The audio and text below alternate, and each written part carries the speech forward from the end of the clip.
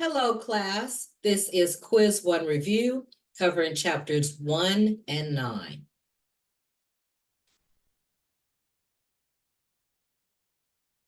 Understanding oneself sexually and having interpersonal skills and integrity are two characteristics of sexual intelligence.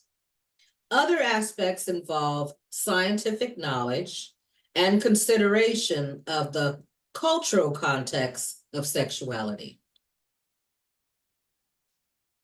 In ancient China, blank actively promoted sexual activity, including oral sex, sensual touching, and intercourse, as a means to spiritual growth and harmony, in addition to procreation.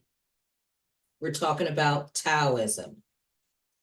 The sexual connection of man and woman during intercourse was believed to join the opposing energies of yin for female and yang for male, thereby balancing the essence of two energies individually. To conserve yang, men were encouraged to ejaculate infrequently. To generate more yin, female orgasms were pursued. Our Sexuality, the required text, takes a blank approach, reflecting the author's view that psychological factors and social conditioning have a crucial impact on sexual attitudes, values, and behaviors. That is psychosocial.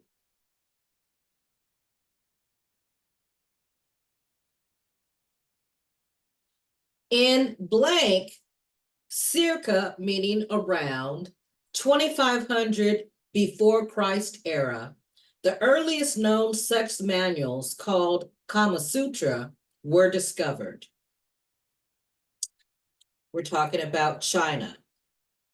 According to some researchers, philosopher Vatsyayana wrote the Kama Sutra, which consists of 7 books focusing on love, pleasure, relationships, and life. Contrary to beliefs, the books dedicate only 1 chapter to sexual techniques and positions. Calling a woman a slut to humiliate, intimidate, and degrade her for sexual behaviors that cross the line of acceptable sexual activity is termed slut shaming. Both sexes actually engage in slut shaming. Slut shaming occurs to express contempt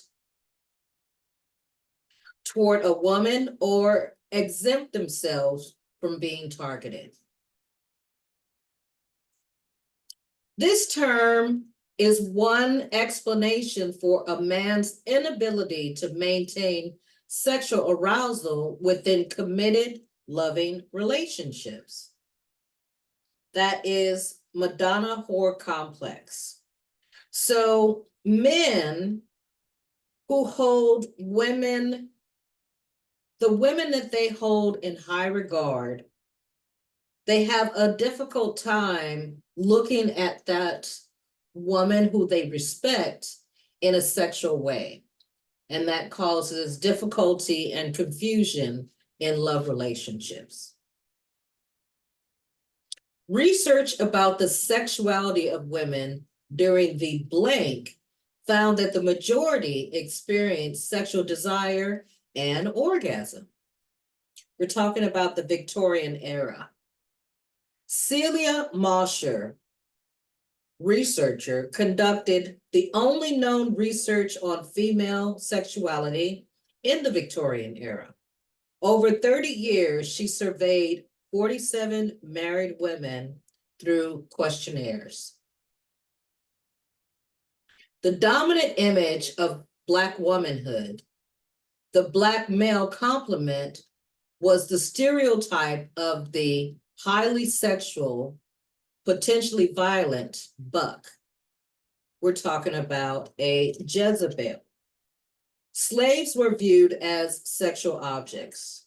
The euphemism Jezebel describes a treacherous seductress with an insatiable sexual appetite. Slaves had no right over their bodies, nor had agency over how they were viewed, which greatly influenced and justified poor treatment by whites. The opposing images of women as blank v. blank were crystallized during the Middle Ages. We're talking about Eve versus Mary. Eve is the temptress in the Garden of Eden.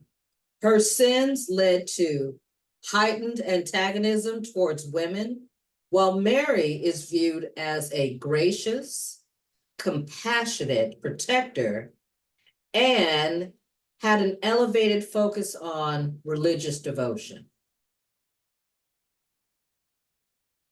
One man having multiple wives at the same time is termed blank. When one woman has multiple husbands, it's termed polyandry. So we're looking for polygamy. Independent women of the 1920s who fashioned this clothing style, which expressed women's rejection of Victorian moral standards. We're talking about flappers. Most women during this era refrained from premarital sex as a means of birth control and to preserve their reputations.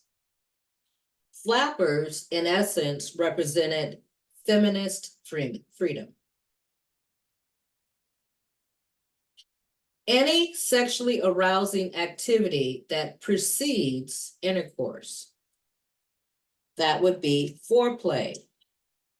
In anticipation of sex, couples might send sexy text messages, love notes, or engage in intimate conversation and intimate activities that may lead to sex, but do not involve sex. Those foreplay activities are kissing and touching, and as well as discovering each other's erogenous zones.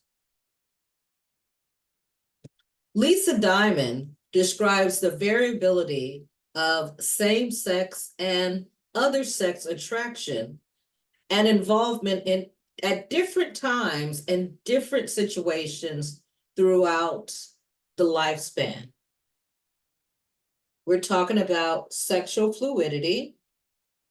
Another way of looking at this is allowing oneself the freedom to experience one or more changes in their sexual identity. This term describes individuals who are sexually, emotionally, and socially attracted to other same-sex loving individuals, as well as social and political concerns related to homosexual orientation. In the section of your book that talks about the personal as political, you might find a little bit more information there. But in any case, the term that we're looking for is homosexuality. Okay. The idea that young people are seduced and turned by older homosexual people. That is called the seduction myth. This term is related to adult same gender sexual orientation for both males and females. We're talking about gender nonconformity.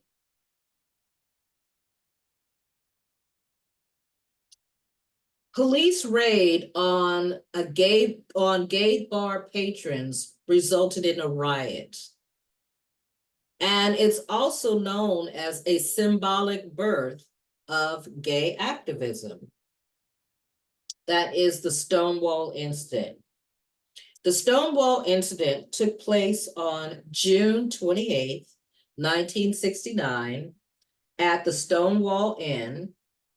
Again, it was a gay bar. And this riot, if you will,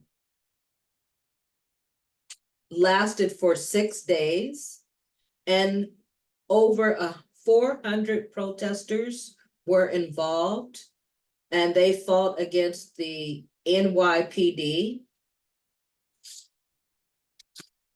It promoted the formation of the gay liberation movement and the LGBTQ plus pride events, which is why June has been deemed Pride Month.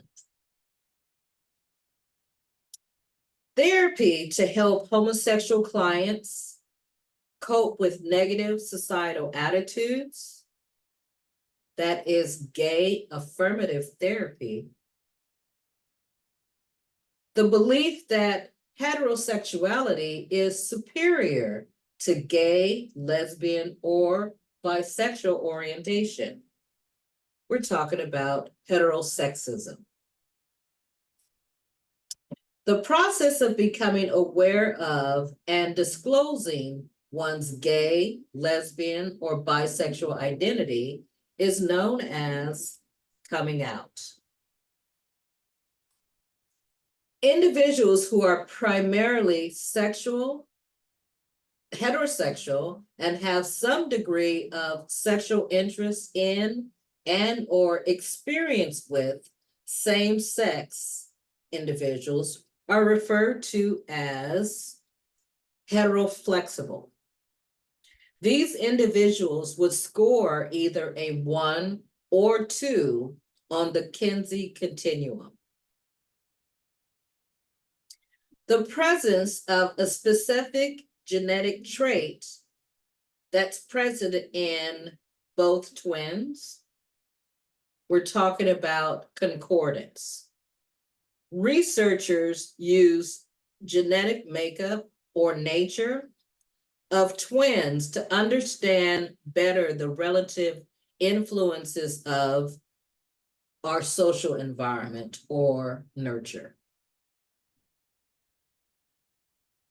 A person who finds intelligence to be the most sexually attractive feature in others could be termed sapiosexual. So again, a person's intelligence as well as their personality tend to be more attractive than a person's physical appearance. Irrational fears of homosexuality. The fear of the possibility of homosexuality in oneself, or a loathing towards one's own homosexuality, describes homophobia. And beliefs that reflect the notion that homosexuality is a default choice for people who have not had satisfactory heterosexual experiences and relationships is the by default myth. The extra credit question is from your reference material, a partial list of sexual orientations. I ask that you review that list so you are prepared to answer that question.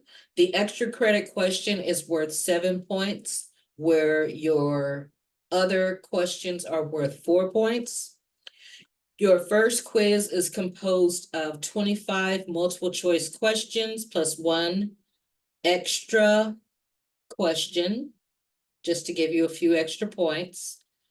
It will open on Thursday, June 20th at 6 a.m. and will close on Friday, June 21st at 11:59 p.m. in the evening. If you have questions, I will be in my office on Tuesday and Wednesday, as scheduled. And I also will be in my office on Monday, if you need to talk to me privately during that time. In any case, I wish you all luck on quiz 1, and I look forward to talking to you really soon.